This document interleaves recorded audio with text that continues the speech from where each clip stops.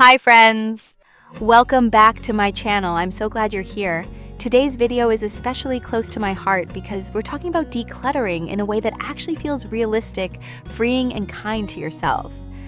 I'll be sharing honest truths and small shifts that can truly change how your home and your mind feel every day. Be honest, how many times have you cleaned your home only to have it look messy again the next day? Or watched organizing videos, bought fancy storage bins, and still felt like chaos always finds a way back? I've been there too, chasing that spotless, picture-perfect home that seems to exist only on Pinterest. But after years of trying and failing to keep my space perfect, I finally realized something. The secret to a peaceful home isn't about cleaning more. It's about changing how you think about cleaning. In this video, I'll share real truths about decluttering things most people don't talk about. You'll see why perfection is overrated, why empty space is actually freedom, and why keeping a home tidy isn't a one-time event, but a gentle daily rhythm. If you've ever felt guilty about not having a perfect home or overwhelmed by where to start this video, we'll remind you that your home doesn't have to look flawless to feel beautiful. Stay till the end, and I promise you'll walk away with not just practical tips, but a fresh, peaceful mindset about cleaning and living well. And don't forget to like, subscribe, and turn on the bell, because next week I'll be sharing even more powerful habits that make cleaning quicker, easier, and stress-free.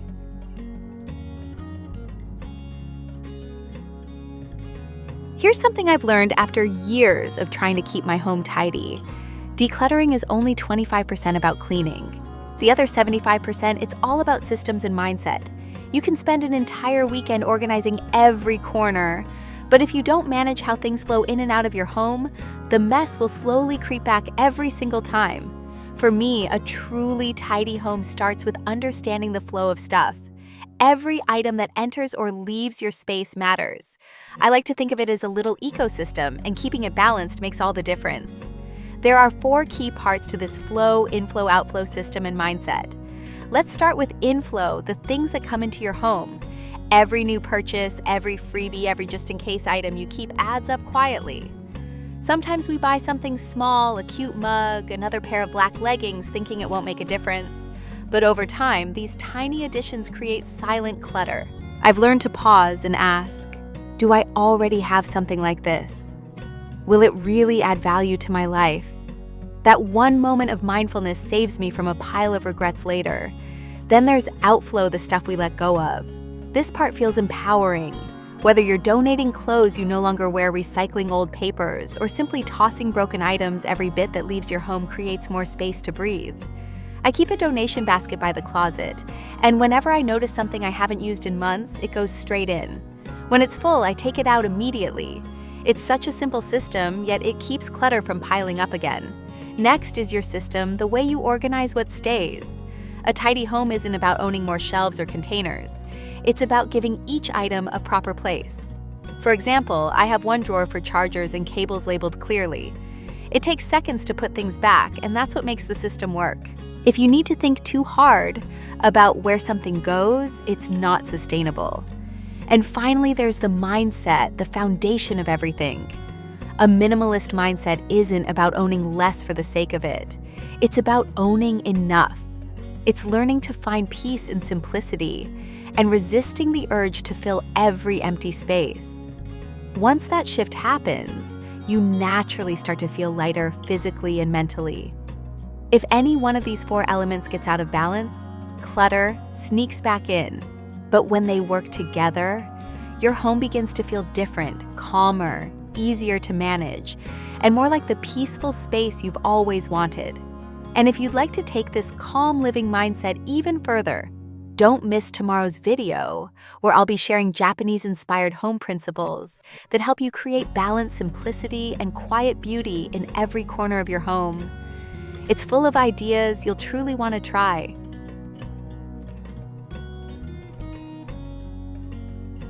Let me tell you a little secret. There's no magic formula to keeping your home clean and clutter-free. No one-day miracle method. No perfect checklist that will make everything fall into place overnight. The real secret, the one most people overlook, is this: you just have to start. I used to spend hours watching organizing videos, saving Pinterest boards filled with tidy pantries and minimalist bedrooms, thinking that if I just found the right system, everything would finally click. But here's the truth: no system works unless you do. You can read every book on decluttering from KonMari to minimalism, but unless you take that first small step, nothing changes. I remember one Sunday afternoon when I finally decided to start, not with the whole house, not even a whole room, just one drawer. I told myself 15 minutes, that's all. I sorted through tangled chargers, old receipts, and random keys, and by the end, that tiny drawer looked brand new. It was such a small win, but it sparked something in me, a quiet motivation that grew stronger each day. Since then, I've learned that real progress isn't made in one big, dramatic cleaning marathon. It's built little by little in short bursts of effort that slowly transform the way your home and your mind feels. Maybe today you clear out your makeup bag. Tomorrow, you wipe down a kitchen shelf. The day after, you let go of 3 things you no longer use. Each of these actions feels small, but together they build momentum.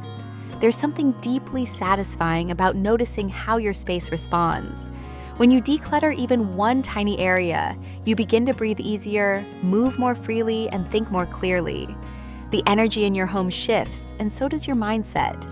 You start to believe, I can do this, and that belief makes all the difference. The truth is, a tidy home isn't built overnight, it's maintained through consistency, not perfection. You don't need to wait for a free weekend or for motivation to strike. All you need is 15 minutes and a willingness to start right where you are. So next time you feel overwhelmed by the mess, don't think about the entire house. Just pick one spot, one drawer, one corner, one shelf, and start there. Progress doesn't have to be dramatic. It just has to be real.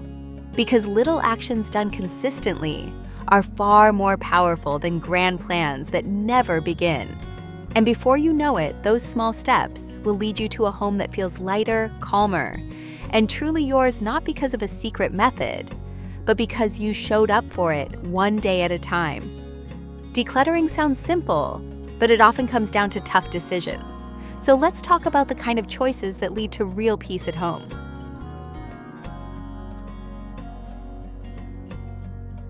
Here's something I've realized after years of trying to live more simply. Everything is hard, but some things are worth the effort. Keeping your home organized takes time and discipline. Saying no to impulse buys can feel uncomfortable. Letting go of things you once loved can tug at your heart. But you know what's even harder? Waking up every morning to a cluttered space that drains your energy before the day even begins. I used to believe that once I got organized, everything would stay that way effortlessly. But I've learned that tidiness isn't a one-time task, it's a daily choice. The truth is, both options are difficult: cleaning up or living in chaos. The difference lies in which kind of hard you choose. When I choose the hard of putting things back where they belong, I earn peace of mind. When I choose the hard of saying no to another sale item, I protect my space and my budget. There's always a trade-off. It's hard to resist buying something that's 50% off, especially when it looks so useful or so cute. But then weeks later, that same item ends up squeezed into an already packed closet. The momentary excitement fades, replaced by the quiet stress of too much stuff. That's when I remind myself, do I want the 5 seconds of thrill or the lasting comfort of space? Over time, I've developed a few small habits that make these hard choices easier. For example, I never buy anything the same day I see it. I wait 24 hours. Most of the time, the desire disappears by the next day. I also set a clear spending plan each month. Having that structure keeps me from using shopping as an emotional escape. Instead, I invest that energy in things that truly enrich my life, like creating a cozy reading nook or organizing my pantry so I can actually find what I need. The same principle applies to decluttering. It's not easy to part with items tied to memories, but keeping too much weighs us down more than we realize. I've learned to let go with gratitude, to thank an item for its purpose, and make space for what truly supports my present life. So yes, decluttering is hard. Resisting clutter is hard, but so is feeling overwhelmed by your own belongings. The key is to choose the hard that leads to freedom, calm, and clarity, the kind that helps you breathe easier every time you walk through your front door. Because in the end, effort is inevitable, but peace is optional. And that peace begins when you start choosing what's worth your effort. After learning to make those choices, I discovered something surprising. Maybe we're cleaning too much and owning too much.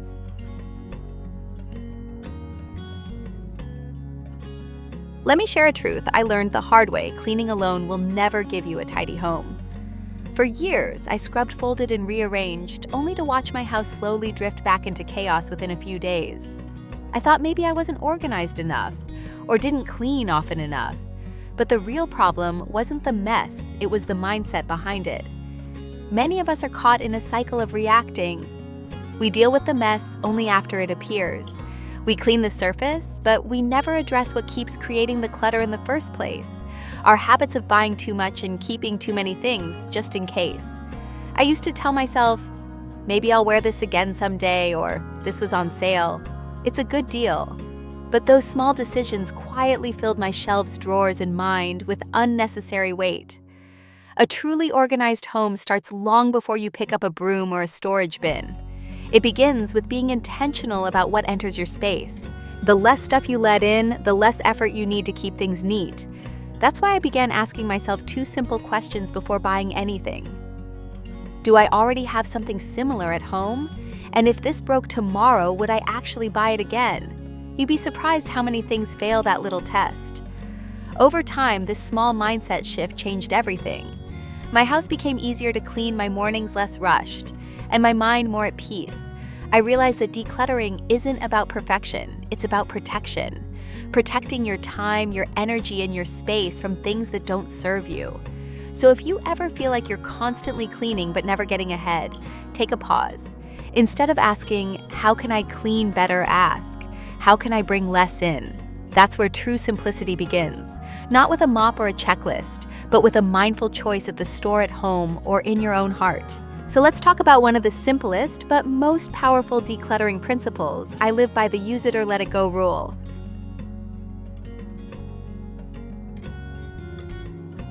There's a quiet kind of freedom that comes from letting go, not just of clutter, but of the guilt that keeps us holding on to things we no longer need. For years, I used to keep drawers full of just-in-case items, clothes I might wear again someday, kitchen gadgets I barely touched, or small decorations I thought I'd find a place for later. But that later never really came. Instead, these things sat there silently taking up space, both in my home and in my mind.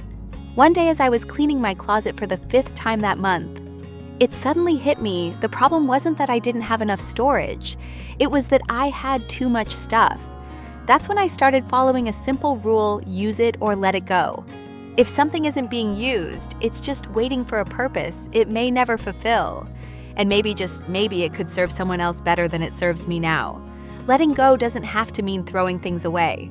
You can donate to a local charity, gift items to friends who need them, or share them through community giveaway groups. I once gave an old blender to a young neighbor who had just moved into her first apartment, and the smile on her face reminded me that every object deserves to be useful again. It felt like that item finally found its place, even if it wasn't in my kitchen anymore. Since adopting this mindset, my home feels lighter, and so do I. There's a calmness that comes when every item around you has a purpose. I no longer feel overwhelmed by things I don't use, but can't seem to part with.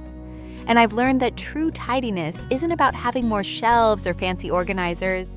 It's about having fewer things to organize in the first place. So next time you're holding something and thinking, maybe I'll need this, one day ask yourself honestly, has that day ever really come? If not, it might be time to let it serve someone else, and let yourself breathe a little easier. After decluttering, you might find yourself staring at a blank corner and feeling tempted to fill it again. Don't. That space might be exactly what your home and your mind needs.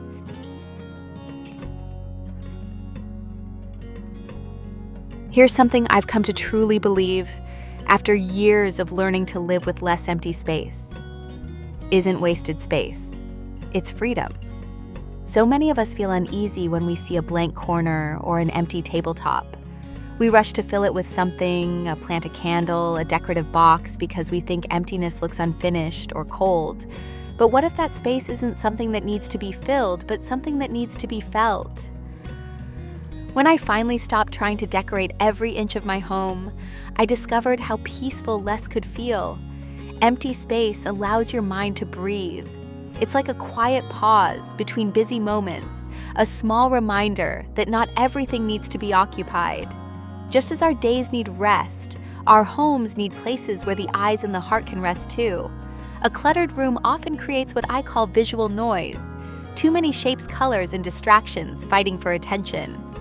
Even if it's technically organized, it still feels heavy. In contrast, a little bit of open space brings a sense of calm and clarity. It's not about owning nothing. It's about leaving room for peace. For example, my desk used to be covered in notebooks, pens, and little souvenirs. It looked creative, but also chaotic. The day I cleared it, keeping only my laptop, a simple water glass, and one small vase of fresh flowers, I felt instantly lighter. It was as if my mind finally had space to focus. Or take my living room shelf, instead of filling it with random trinkets I now display. Just 3 things I love: a candle, a framed photo, and a small sculpture. That small change transformed the entire room's mood. Keeping space open also teaches you something powerful about control, the ability to say, I don't need more. When you resist the urge to fill every gap, you create a quiet kind of confidence, a feeling of balance that seeps into the rest of your life. So don't be afraid of empty corners or blank shelves. They're not signs of something missing. They're signs of enough space, enough calm, enough freedom. Sometimes the most beautiful parts of a home aren't the things we add. They're the spaces we choose to leave untouched. And finally, let's talk about one truth. I wish I'd learned sooner. Perfection doesn't exist, not in cleaning, not in life.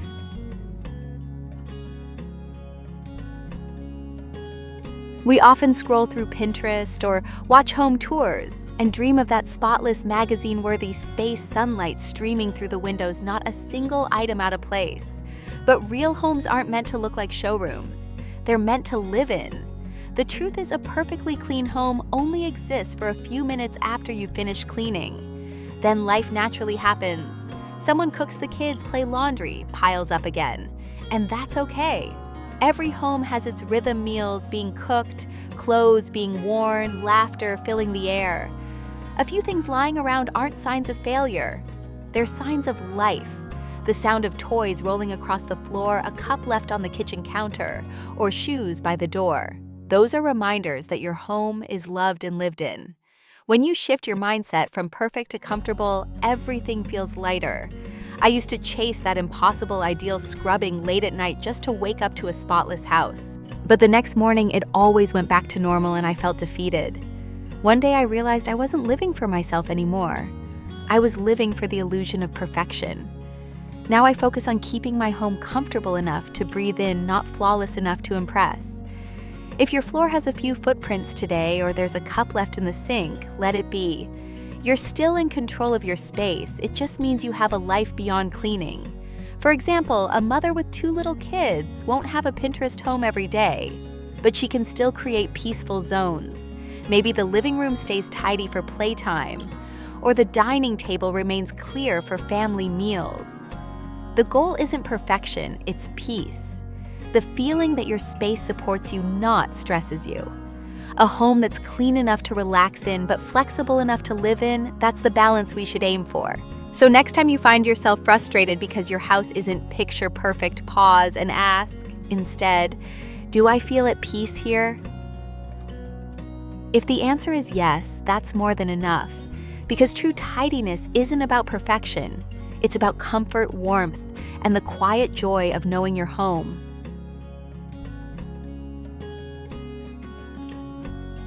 So those were 7 simple truths about cleaning and keeping your home tidy, lessons that have completely changed the way I look at housework. Once you understand these, cleaning stops feeling like a chore and starts becoming something natural, easy, and even comforting. You'll find yourself less overwhelmed, more in control, and finally able to enjoy a space that truly supports your peace of mind. If you're someone who wants to spend less time cleaning and more time actually living, Start by applying these little truths today. Shift your mindset, stop chasing perfection, and start embracing clean enough to feel good. You'll be surprised how much lighter life feels when you stop putting pressure on yourself to do it all. And if you'd love to take that calm, living mindset even further, don't miss my next video. Cozy Fall Reset Bedroom, Declutter, and Refresh for a Peaceful Season. It's all about creating a warm, organized space that helps you reset your home and your mood. Trust me, it's packed with inspiration and practical ideas you'll want to try right away.